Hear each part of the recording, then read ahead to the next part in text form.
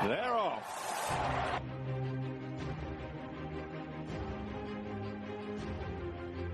All cover, all ground, all fit.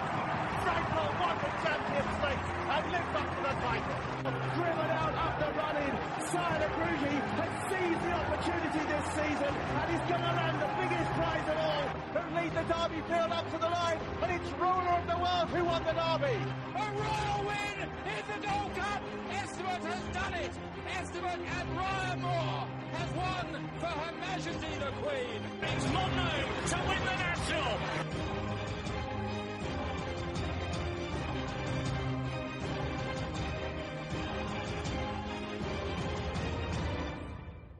You're listening to Picks from the Paddock podcast, your dedicated racing podcast. You're listening to the Picks from the Paddock podcast. As always, me, Rory Paddock, podcast regular David Welberden, and after a little break from the last podcast, we welcome back Karl. How are you doing, gents? Doing great, thank you. Yeah, not too bad. Good. Obviously, if you listen to the last podcast, we alluded to the fact that this is going to be a Yorks Ebor Festival special. So we'll get it cracking, gents. It'll be a bit of a lengthier one, as it were. We'll start with looking back on yesterday's action. We obviously had racing live on Channel 4 at Newbury, Newmarket and Ripon. The big race of the day was the Hungerford Stakes, which was the Group 2 7 furlong race from Newbury. A day, which is a horse, unfortunately I didn't tip it, but I flagged it up as a potential danger on the last podcast. Won at 15-2. Quick question, and I'll come to the pair of you with this, is it a case of a day being a decent horse? Is it a case that was just a very, very substandard group race, or is it a bit of both? Karl? I think, as we saw yesterday, that William Haggis has certainly managed to turn a corner with his horses. He had one at Newmarket as well, the Tagba, I think, as well as this one going in. So clearly something's going right in the yard. It was not the best of races on paper, but one of my eye catchers for later was certainly in the race. I thought the horse that I'll mention a bit later on got a bit of a shocking ride from George Baker, but we'll come on to that later.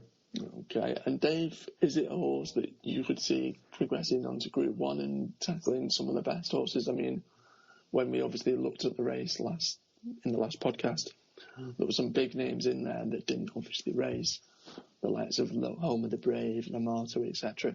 Do you think yesterday's winner would be up to that sort of standard, or was it just flattered to deceive by winning this race?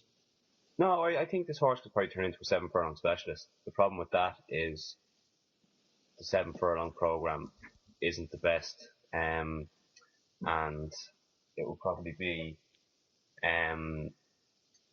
harder for him to win. I don't think he'd stay a mile and wouldn't be up to the quality of winning a group race over a mile, and he seems to struggle for pace over 6. Now I know he's won twice this year over 6 furlongs, but I think now as he grows he needs 7 at least to show his full ability, and just with 7 furlong programme being what it is, I think he might struggle to win more races over either a mile or 6.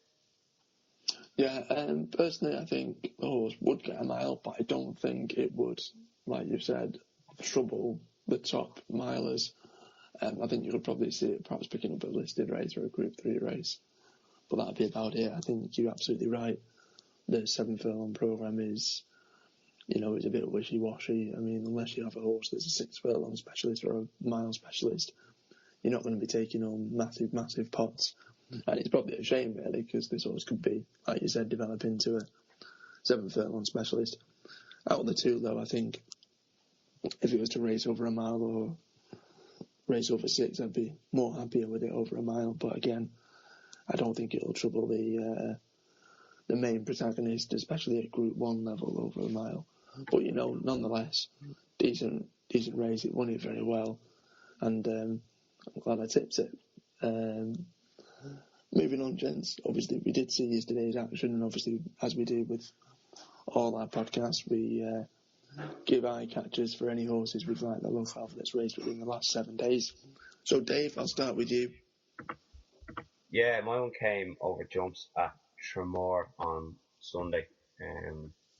It was in the 3:20 2-mile race, a handicap hurdle for 4-year-olds, plus it was Dunapashti. It was run by Paul Townend for Pat Fahey, and basically nothing went right for this horse. It was probably positioned 40 by Townend, and then when he tried to improve the position, it was blocked off 2 or 3 times. I had to come right around the outside, and even still doing that, he came up there cruising 2 out. Now the winner is obviously well handicapped. He'd won there on Friday and won again on Sunday, so under a mandatory penalty. So, and he was well cleared the rest. I think he's worth following in a similar type of quality race over 2 miles, and we'll probably back him until he wins. Nice. I've got 2, but I'll just do the one for now, and then let Karl jump in. We alluded to obviously the racing yesterday on Channel 4, and one of those races, which was the 3:10 from Newbury, is where one of my eye catchers ran. Millionaire was the horse that won, and connections after the race and the jockey came out and said they were pretty bullish about the horse and they'd expect it to even progress further next year. But the horse that finished behind it, Check It Out, who comes from the Amanda Perrott yard, who stable have not been informed at all, came absolutely flying, and the distance between first and second was relatively close. And the horse he called Check It Out, and I think considering it finished a neck behind that John Best improver, if the handicapper isn't overly harsh with its second place finish, I think it's worth probably following for the next couple of times it runs, and could probably do well at a reasonable price. I doubt it'd be the 14-1 it was yesterday, but saying that, if it stays in handicap company and isn't penalised too heavily, then I think it could do well and possibly go one better. Karl? Yeah, the first of mine actually ran yesterday in the Hunkford Stakes. Now, whether it was a combination of the ground going against him or whether giving £4 away to a day was just too much in the end, or just what I personally thought was an awful right by George Baker. Cable Bay was doing all his best work in the closing stages in that race at Newbury. He was held up out the back, and like I say, he just made his move. Too little, too late, basically, and was beaten just a little under 2 lengths in the end. If the ground stays good, I think he could quite possibly go in another couple of times for Charles Hills. Okay, so that's Cable Bay for Karl. I'll find my second one in there and I'll come back to you as well, Karl. And my second one is another horse that also ran at Newbury, but it wasn't televised on Channel 4. It was the first race. It was a maiden filly stakes. A horse of Ed Dunlop's called Akubar, Alqubbah, which went off at 12-1, finished with an absolute rattle over 6 furlongs. It got, I won't say hampered, but it had to kind of work to try and get a position. And I think that's kind of cost it in the sort of final furlong. Give, say, even an extra 20-30 yards, the horse probably would have gotten up, because it wasn't far behind the first 3.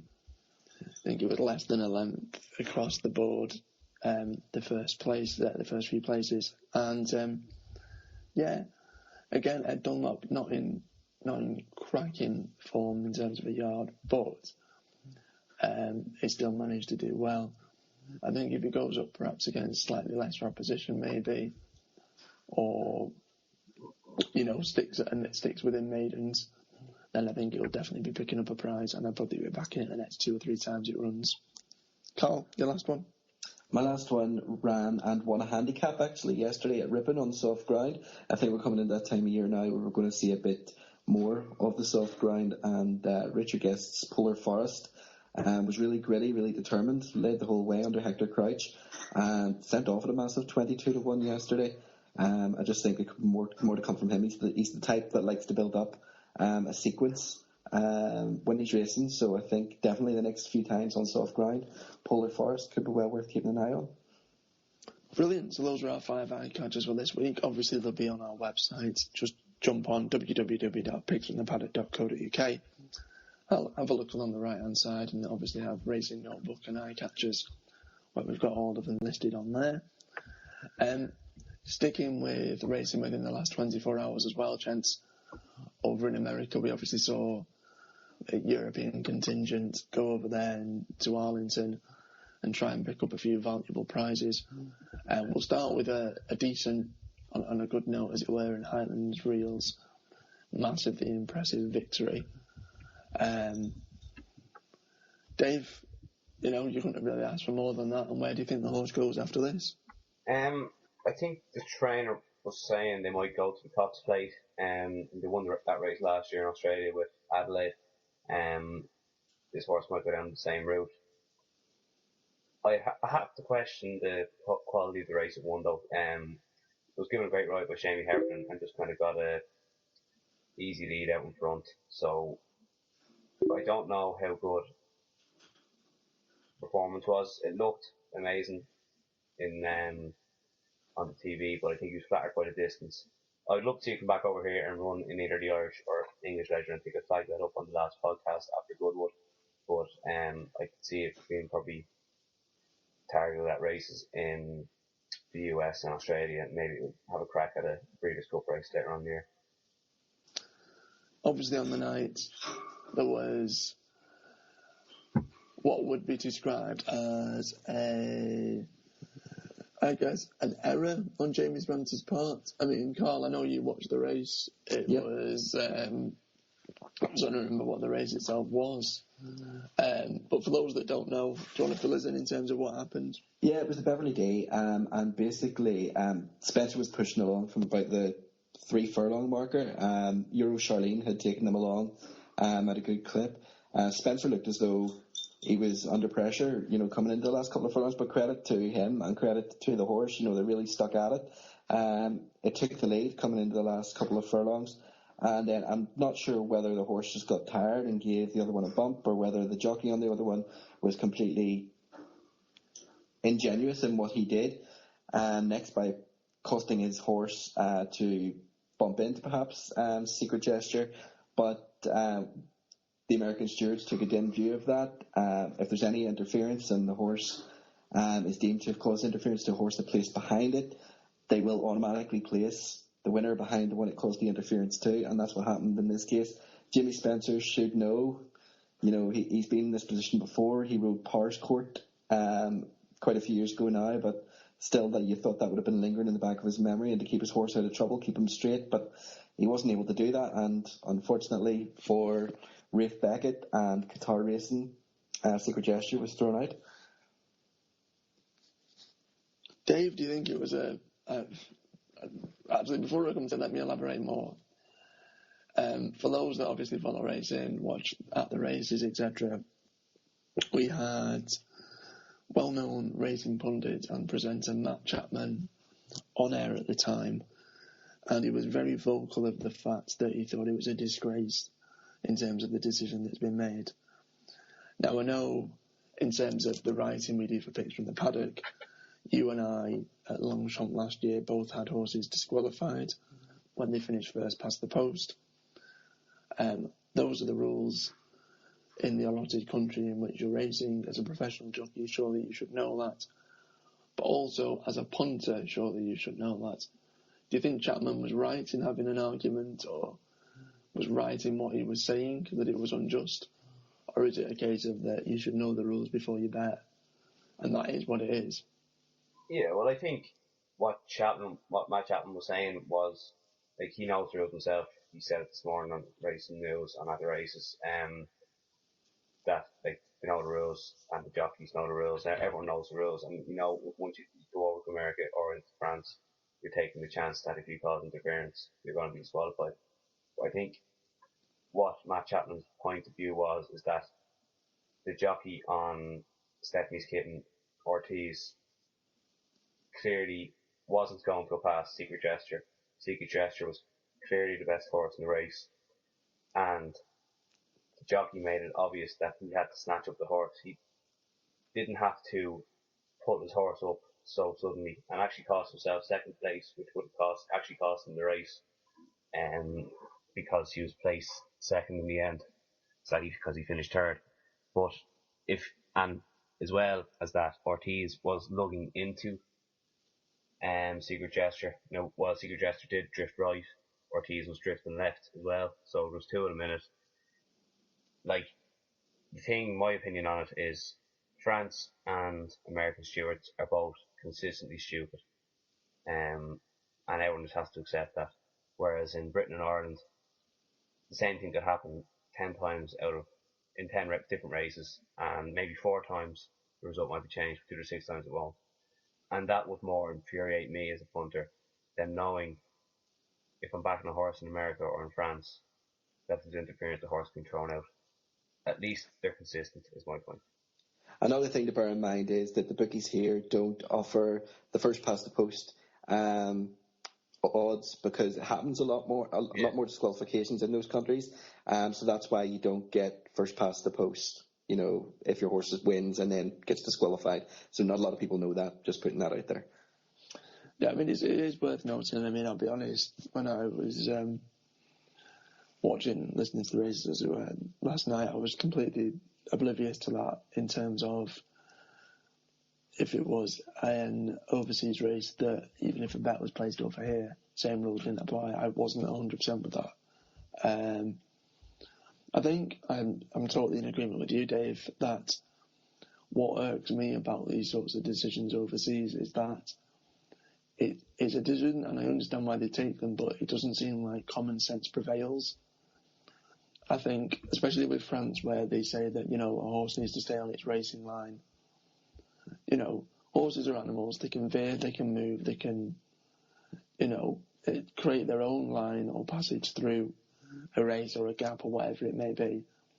And that's the nature of the beast. They're animals that are running at high speeds, and, a jockey can't control every action that the horse makes.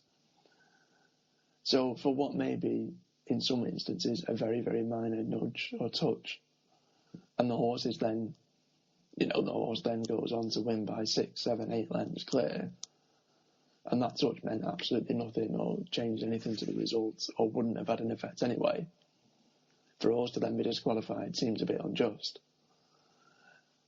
I think in this country, unless it's very, very blatant obstructions or blatant interference, we just won't question it. And I think that's the more common sense approach. I mean, we can hope and pray that it changes, but I severely doubt it. Doubt it will. I feel for Secret Gesture backers. It was a horse that I said, if I had to have a bet in that race, that would be the horse I would, but, I'm glad, in hindsight, I didn't have money on. But at the end of the day, rules are rules, they are what they are. Whether or not we agree with them otherwise is somewhat by the by. It just is what it is, and it's just a shame, really. Just whilst we're talking about Secret Gesture, would either of you, just a simple yes or no, follow that horse for wherever it ran next? Karl? If it ran in Europe, yes, but not necessarily in the top graded races here. Dave? No, it hadn't shown any form prior to that run, so no, I wouldn't. No. Okay, coming up after the break, we're going to be talking all things York and the Ebor Festival with 4 days of fantastic racing. We'll be talking the mouth-watering clash of Golden Horn and Gleneagles, and also looking at the big runner Ebor on the Saturday. Stay updated by hitting that like button on our Facebook page and follow us on Twitter @PixPaddock. Welcome back, and obviously before the break we said that it's all about York. No time at the present, gents. Let's kick off with Wednesday's action. Obviously, on Wednesday, the big race of the day there is the Juddmonte. It's the big talking point of the meeting so far, sort of in the lead-up and the build-up of the last few weeks.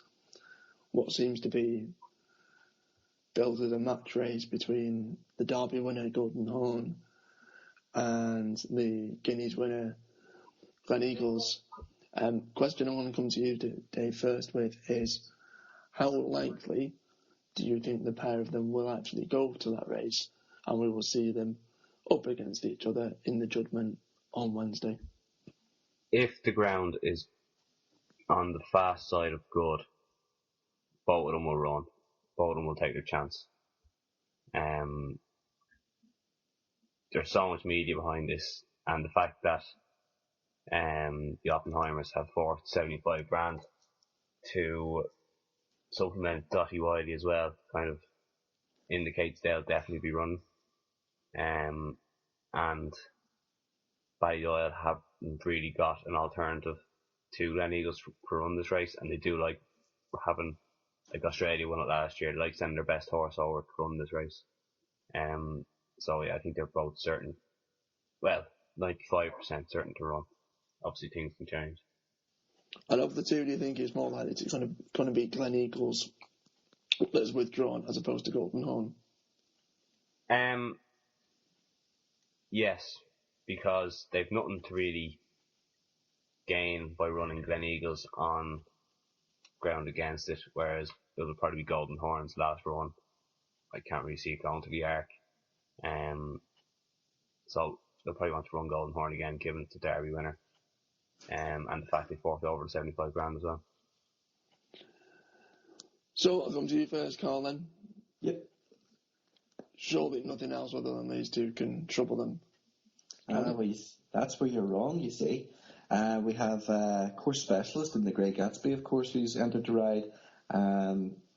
Previous course and distance winner, Jimmy Spencer, booked the ride at this stage. And he gave Golden Horn a little bit of, well, maybe not a fright, but, certainly put the race to him last time out. So an each-way play on the Grey Gatsby for me. Dave? Yeah, no, I completely agree with Karl there. Just on a pure value perspective, you're getting nearly 3.5 to 1 to beat Time Test for third, taking out the first two, and you're getting a good run for your money at 11 to 1. I think it's a madness price. But I'd have to stick with Gleneagles. I've followed him all through his 2-year-old and all this year as well, and he hasn't done me any problems apart from that little incident with the French stewards. We won't talk about that. So 7 to 2 about Gleneagles will do for me. So yeah, in the build-up to this, I've always been a Golden Horn fan, and I still am a Golden Horn fan. Although, guns to the head, I'll stick with Golden Horn. But what I would say is 7 to 2 about Gleneagles is a ridiculous price. I think that in itself is, in terms of Antepost value, is worth a few quid anyway.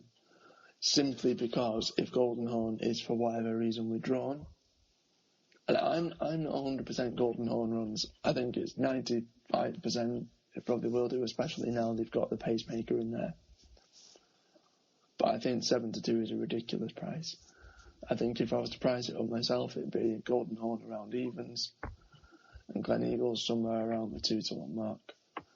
I genuinely don't think there's as big a gap in class between the two of them to sort of merit Golden Horn being odds on.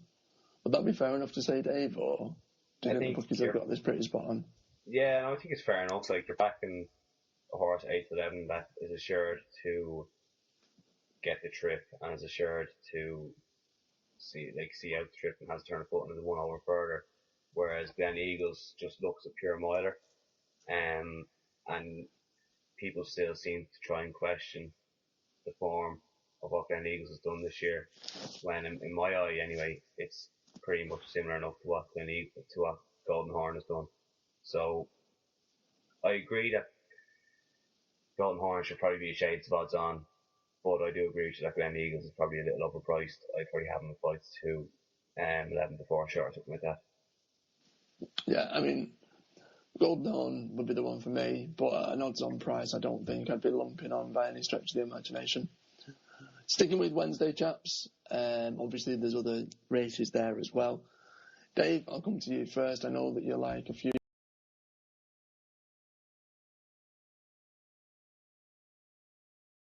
in the first race, the 155, which is the Symphony Group Stakes. What is it you like there, chaps? Yeah, there's a horse now probably needs a miracle to get in, but it's a route car sprinter, and I have a deep lying emotion or feeling towards them horses.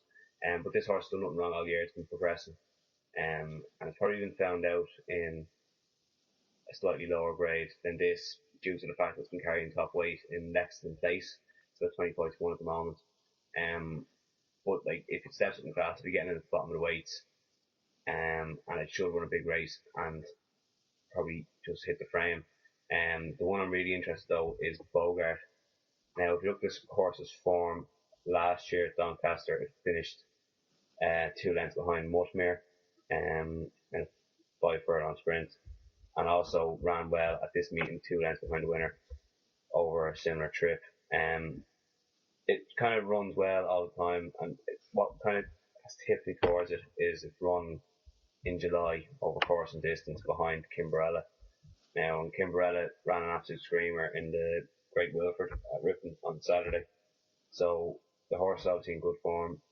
Neil Kalann rides for Kevin Ryan, who has a good record around York, and usually his daughter Amy rides the horse. So the fact is stuck to Neil Kalann, who probably is a better jockey in my eye anyway, than young Amy, probably points to how they fancy this horse and probably think has a right chance. And 14 to 1 each way play anyway. Yeah, no, I completely agree with you. I think Bogart does have a cracking chance in the Kevin Ryan yard. Saying that though, there's 2 that I'm going to go with myself. Huntsman's Close has been fancied all 3 starts that it's run this year, and it's put up fantastic showings in all 3, even including its 6th place finish last time out. I think George Baker on board, 5-year-old, relatively lightly raced, comes from the Roger Charlton yard. 9 to 1's probably a little bit short, but I think it's one of those horses where you know you're always going to get a good run for your money. It always travels very nicely and always looks like it has a good chance as well. So I think that's a pretty decent bet each way. But for a bigger price, I like the looks of Elysium Flyer. It's a 3-year-old, only raced twice this year, but comes from the big yard of sort of Richard Hannon. 16 to 1 seems fair enough, and I think that probably has an each way squeak as well, and probably worth a play. Moving on, chaps. Karl, any other races on the Wednesday that you like the look of? Anything in those races? Just in the Voltager at 3:05. Storm the Stars. He's been keeping top class company this year and has been running well in the main, and I think he'll appreciate the drop in class.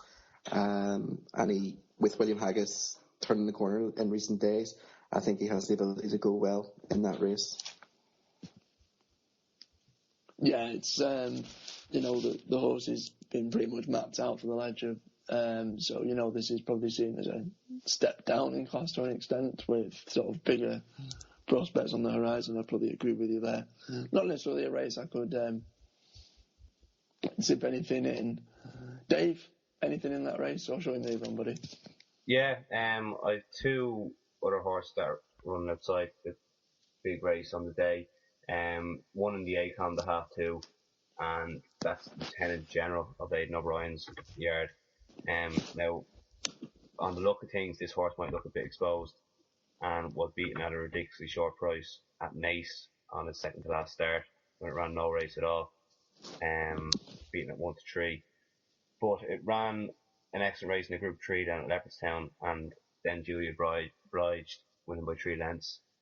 It's been given a rating of 101, and I think it can run right up to that standard, and if it does, I think it'll take all the beating in that race. I can't see it getting really close to it, and I have really high expectations to this horse as a 3-year-old. I think it's immaculately named, it's immaculately bred, and I think it'll go close in that race. And then just another Aidan O'Brien horse in the Great Boltinger, Bondi Beach. Now it's hard to kind of give an Aidan O'Brien horse in this race, given he has 9 of 13 in the field, and we've no idea what's going to go. but this horse beat Forgotten Rules and Order of St. George on its last start in the Curragh Cup back on the 28th of June. And that's strong enough form, given the fact two of them were well clear of Forgotten Rules, throughout 7 lengths clear of Forgotten Rules come the end of it. And I think he'll have a right chance if he does show up, but there's probably 9 horses that and Aidan O'Brien might send 3, so he's a 3 in 9 chance of going. Yeah, it's, I think he's got an absolute plethora in that field, hasn't he?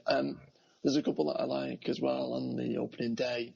I'm going to take you on in the Acomb Stakes, Dave, with John Ronston's Cymric. I think it'll probably be an each-way bet. There's no odds at the minute. But you know that with Golden Organ in that day, he's going to have his yard in tip-top form. Connections clearly think a lot of the horse because it was entered into a listed race for its racecourse debut. It flopped that day, but then went on to win its following race. Will need to step up again, but clearly, like I said, the yard think quite a lot of the horse. Godolphin own it as well, so it's no slouch. And I think that could surprise a few, hopefully, if it's a decent enough price. My other horse for that day is in the 420 Equinety Stakes. Noble Silk is a horse that I liked after seeing it finish 3rd at Goodwood last season. It's also entered into the Ebor, but I think this is probably the more likelier option in terms of race it's going to be in. I would worry about the Brian Ellison entries into this. But Noble Silk showed that it still retains ability when it finished 4th in a decent race last time out. And this is probably a step down from that race and could go close in the 420 on Wednesday. Moving on to Thursday, chaps. We've got the big race of the day there, which is the Yorkshire Oaks. I'll kick off proceedings. I can't see you past Covert Love. I know you're a fan, Dave. Are you sticking with that one? No, I'm not, no. I think I got to run the race in the Irish Oaks and kind of just was in the right position at the right time. Curragh's a very tricky track to get around and to pick up from off the pace. There's a horse that ran in that race as well that didn't get quite an ideal trip. That's the one I'm going to plan for, and that's Covert Love. Finished 6th behind Qualify in the English version of the Oaks and has good 2-year-old form behind the likes of Bound and also beat Legatissimo as a 2-year-old. I think it needs to step up again and needs to show that it trained on, despite finishing 2nd behind Covert Love last time. But it has the right profile for this kind of race, and this could have been the target from a long way out. And I'm hoping for a big run at around 6-1. And Karl, your thoughts on the race? The one I like in this is a double figure price at the minute. Miss Marjurie. I think if she gets genuine good ground, she'll be hard to keep out of the frame. She'll be a force to be reckoned with. She's only raced 13 times in her career. She's a 5-year-old now. But she was far from disgraced to Haydock last time behind Lady Tiana. And I think just at the current odds, she's genuine sort of listed material. And if a few of the big guns fail to fire, she will be there to pick up the pieces. Okay, so that's the big one, obviously, on day 2 of the Ebor meeting. Dave, I'll come to you first. Anything you like away from the big race of the day? Yeah, there's 2. There's one in the Louder Stakes, which is the 2-year-old race on day 2 of the Ebor Festival. The have 2 Louder Stakes over 6 furlongs. And there's a horse I gave on the podcast, I think it was a couple of weeks ago now, for a race to Curragh, and it was a non-runner, unfortunately. But I gave it as my nap of the month, and I'm leaning towards doing the same thing again here. I'll go through the reasons again. It's good 2 wins. Last time that would beat Waterloo Bridge of Aidan O'Brien, who went on to win a race at Royal Ascot, beating King of Rooks and Logout Island. Now, while that form's been let down subsequently, it won then next time out in a Group 3 at the Curragh, beating Only Mine by 3/4 lengths and beat it fairly closely, in fairness. I think this horse is probably potential Group 1 winner, and it will take a step up here again to win this Group 2. not carrying any penalties or anything like that. I think it's a form in the book, and I think we'll go very, very close. And I take it that's most beautiful. Most beautiful, yeah. Well, that's the one. Nothing in that race myself. Anything in that race, Karl? Yes, I do actually. Now it's not often that a horse catches my attention on its first run, but this one certainly did. It's a son of Schammerdal. It's trained by Mark Johnson. It's called Lumiere. He won his Newmarket maiden by no less than 6 lengths, and I know nothing from the race has come out to win since, but all he could do was beat those that he raced against. I just think he could be something special, and if he's anything as good as his sire, we could be looking at a very smart horse. Okay, obviously those two run in the 2:30 Lowther Stakes on the Thursday. Away from that race, gents, there's just the one I like, which is the following race, which is the 305 Clipper Logistics Stakes. It's a 1 mile handicap. There's old stalwarts in there and top quality handicappers that we'll have seen time and time again. As with Dave going with a horse that he gave as an eye catcher and has also tipped up in the podcast previously, I'm doing the same. It's a bit of a speculative bet, I must be honest, but I think Fort Bastion will probably give you a good run for its money, for your money, sorry. Finished 6th behind Bolton Boys and was rattling on. And, I think Fort Bastion for a decent each-way punt could be decent there. Dave? Yeah, there's one I like in the race. Comes from the same yard as yours, Rory, and won the race last year. It's Mont Ras. Now, it hasn't shown anything this year, but what's attracting me to it is the fact that it won this race last year and won it closely enough. It's about £5 higher, £4 higher this year. But knowing the yard, they could have targeted this race again and just kind of got the fitness and gave it a good eye of York with its last 2 runs. They were over a short space of time. So it's probably building up to running in this race, and I'd be hopeful of a big run at around, I hopefully be double bigger price anyway. Okay, so that's 2 David O'Meara horses. And Karl, anything in the race? I think course and distance form at York is paramount, and I think that there will be an interesting renewal of rivalry between Musadass and Bergman, and this time I fancy they could often run her to reverse the form with David O'Meara's horse, given the turnaround in the weights. Karl, anything else for the rest of the day? And equally, Dave, anything else for the rest of that day?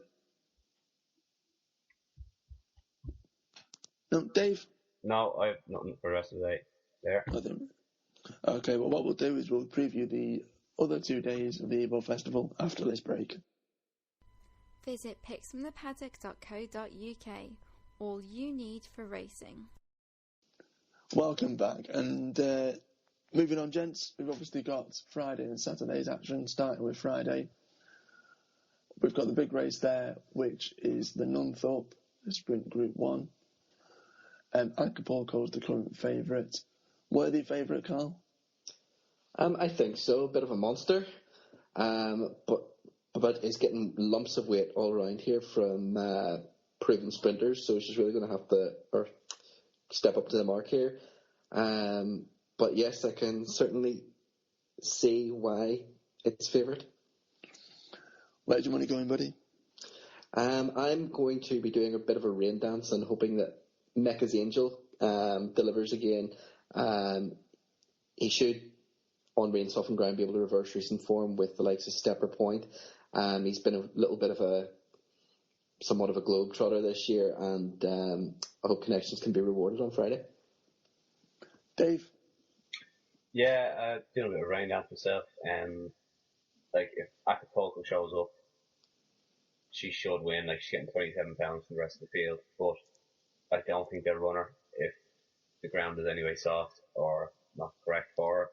And I think Justino for Roger Varian at 60-61 is massively overpriced. He'll probably be around 20-1 if the favourite came out. The horse has form on soft ground, and she's run well in big sprint handicaps. So 66-1, I'll take a punt on her.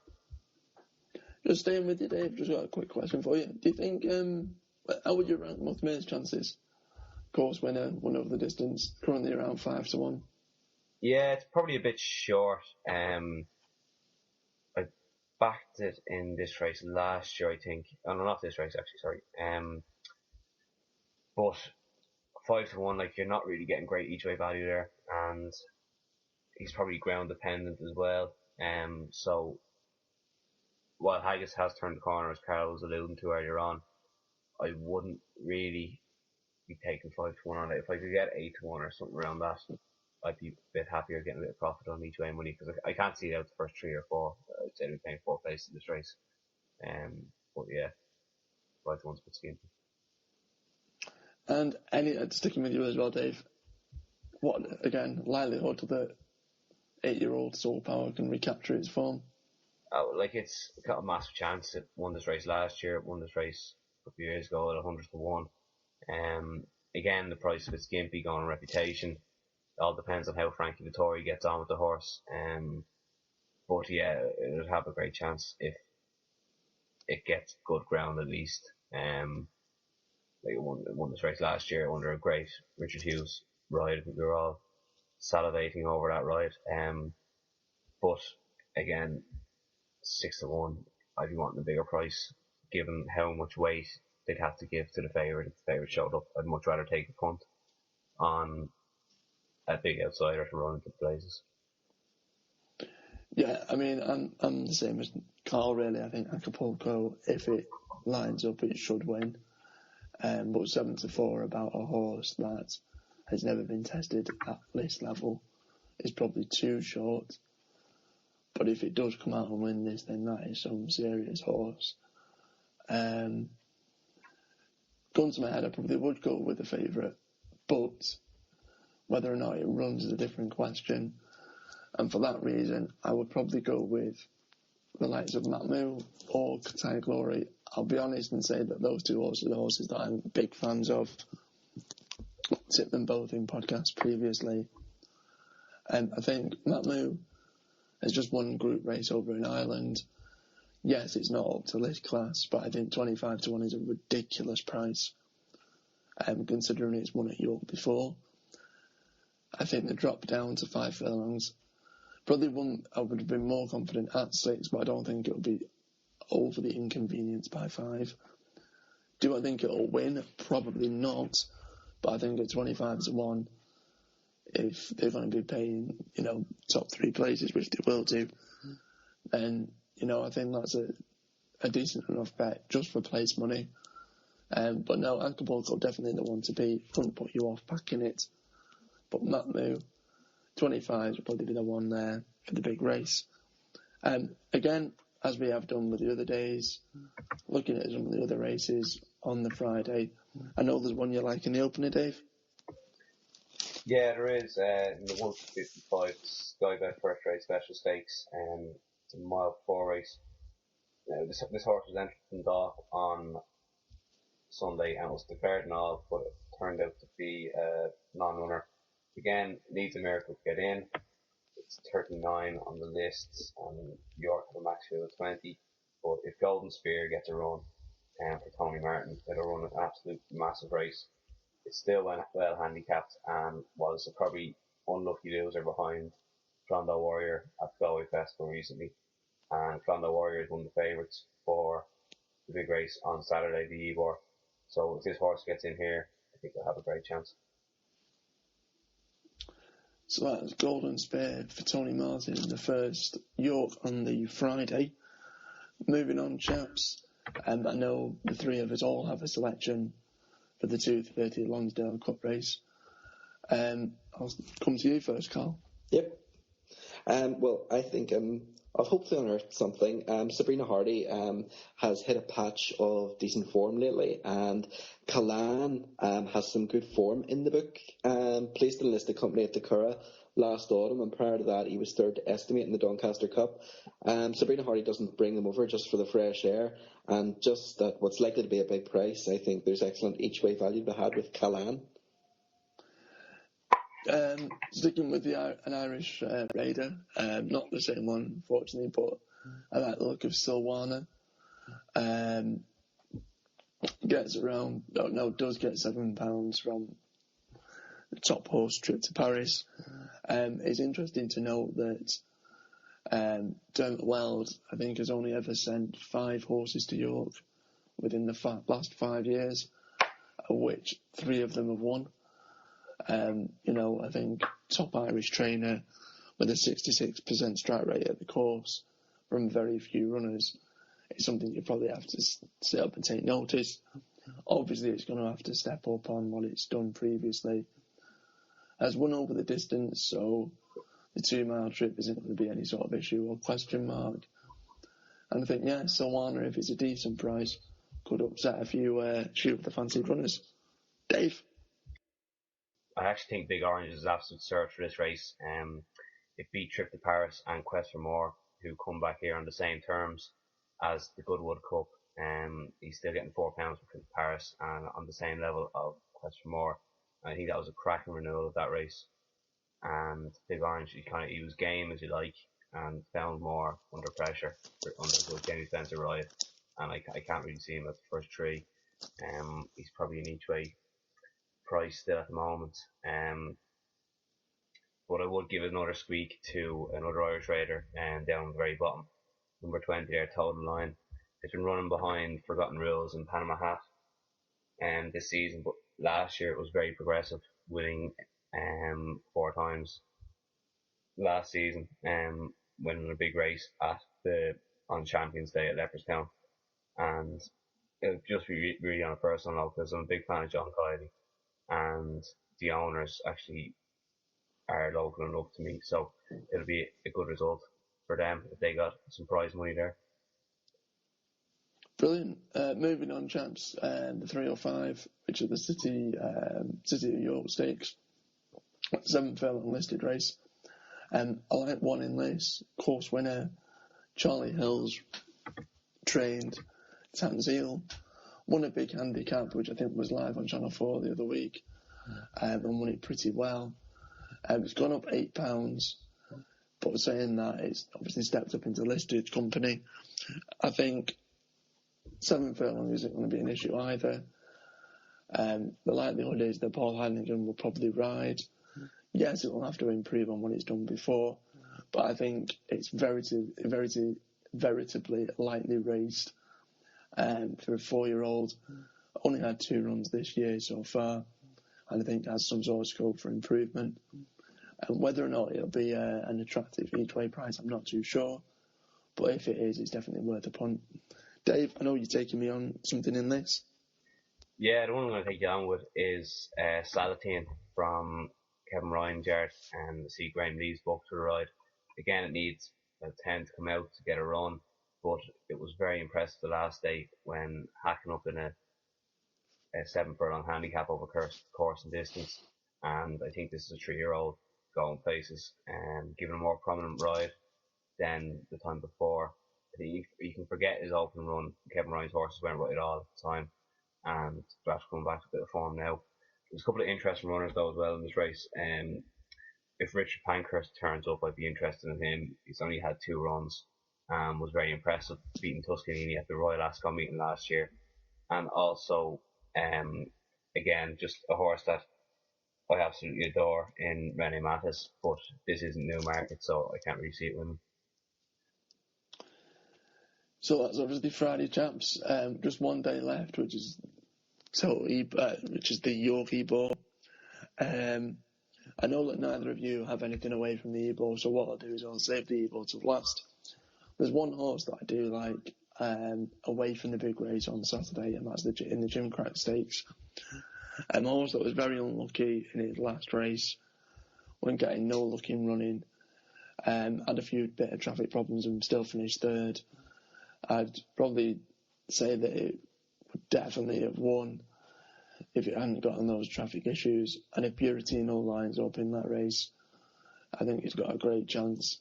Obviously, Aidan O'Brien has a few entries, and you don't really know 100% which one's going to be taking up that entry. But yeah, good open to Buratino. Definitely the one for me in the 310 Cymric Stakes. Obviously, leaving the big race of the day and of the four-day meeting, The big race is obviously the Yorks Ebor. I'll start with my selection.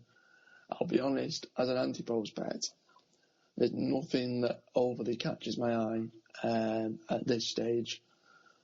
But Chapter 7 from Ger Lyons Yard is around 50 to 1. Horse has course form, and it's only ever raced at York once, winning that time. It's only ever raced over 2 miles once, 1 mile 6 once before. And it wasn't overly impressive, but I think that was more due to the ground than anything else. I don't think Jerry will be sending this over for, again, just a bit of fresh air. And I think 50 to 1 probably is a bit too big, really. I think it's probably more like a 25 to 1, 33 to 1 shot. But again, no real conviction with this. Just a small each way play. Dave, where's your money going in the big one? Yeah, just to touch on your own there, Rory, it's a good little show. Horses that it has placed behind are entered in group races during the week. Order St. George, I think, is in the Great Volunteer, and Dark Crusader, I think, is in the Lonsdale Cup as well. So, like, if they run well early on in the week, I think their own will come down massively in price. Now, there's a case that can be made for plenty of these. Fields Baton Rye, I know he's 8 to 1 favourite, but I think that still offers great value each way. I can't really see him outside the first 3 if he gets a good draw, which is a big if, given there'll be a 20 runner field. 3-year-old, improving all the time, only raced 5 times for them this year, winning 3 of them, and the only time it was beaten was behind Botany Bay in the Ulster Derby, when it was given the winner £22 and was coming back at him at the end. Excuse me.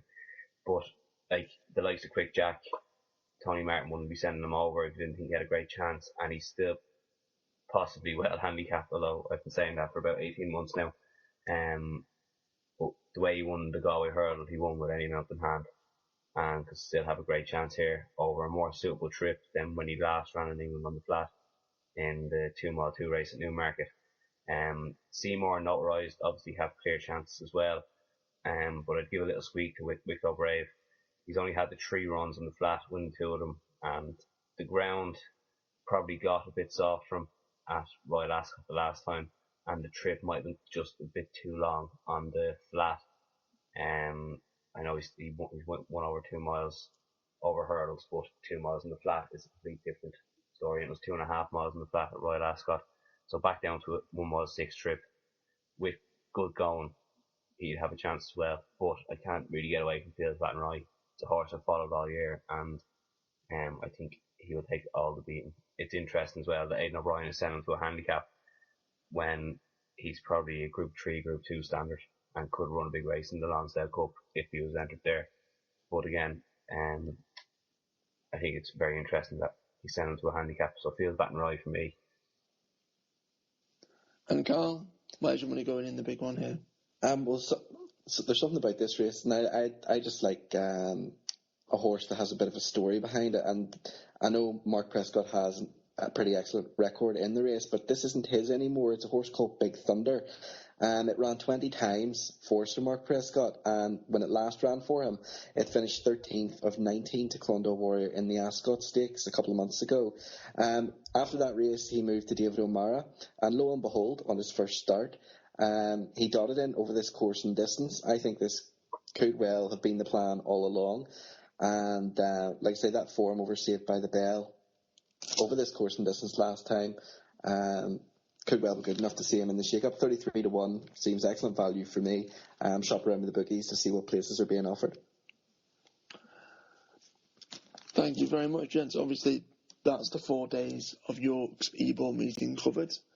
Hopefully, we've given you a few winners, or at least some big priced each way punts. All of our selections will be posted on YouTube under this video.